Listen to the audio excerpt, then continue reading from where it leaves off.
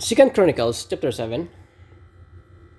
When Solomon finished praying, fire came down from heaven and consumed the burnt offering and the sacrifices, and the glory of the Lord filled the temple.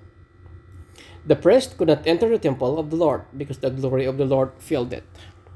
When all the Israelites saw the fire coming down and the glory of the Lord above the temple, they knelt on the pavement with their faces to the ground, and they worshiped and gave thanks to the Lord, saying, He is good, His love endures forever. Then the king and all the people offered sacrifices before the Lord, and King Solomon offered a sacrifice of 20,000 head of cattle and 120,000 sheep and goats. So the king and all the people dedicated the temple of God. The priests took their positions, and they the Levites with the Lord's musical instruments, which King David had made for praising the Lord, and which were used when he gave thanks, saying, His love endures forever.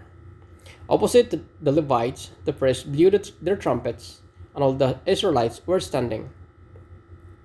Solomon consecrated the middle part of the courtyard in front of the temple of the Lord, and there he offered burnt offerings and the fat of the fellowship offerings, because the bronze altar he had made could not hold the burnt offerings, the grain offerings, and the fat portions. So Solomon observed the festival at the time for 7 days, and all Israel with him, a vast assembly, people from Lebo Hamath to the Wadi of Egypt.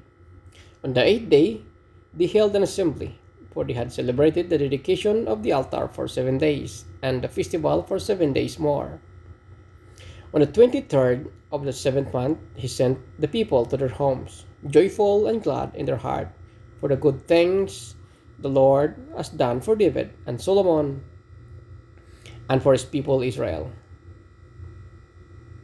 When Solomon had finished the temple of the Lord and the royal palace, he had succeeded in carrying out all he had in mind to do in the temple of the Lord and in his own palace.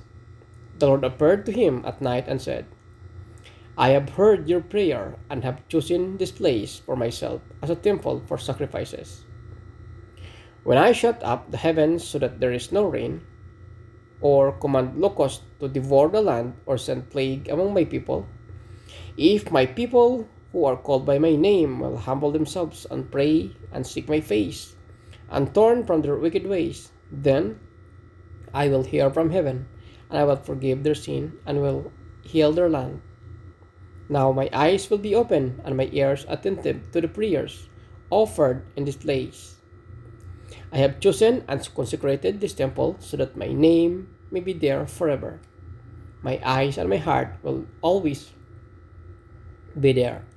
As for you, if you walk before me faithfully as David your father did, and do all I command, and observe my decrees and laws, I will establish your royal throne, as I covenanted with David your father when I said, You shall never fail to have successors to rule over Israel. But if you turn away and forsake the decrees and commands I have given you, and go off to serve other gods and worship them, then I will uproot Israel from my land, which I have given them, and will reject this temple I have consecrated for my name. I will make it a byword and an object of ridicule among all peoples. This temple will become a heap of rubble. All who pass by will be appalled and say, Why has the Lord done such things to this land and to this temple? People will answer, Because they have forsaken the Lord, the God of their ancestors, who brought them out of Egypt, and have embraced other gods, worshipping and serving them. That is why he brought all disaster on them.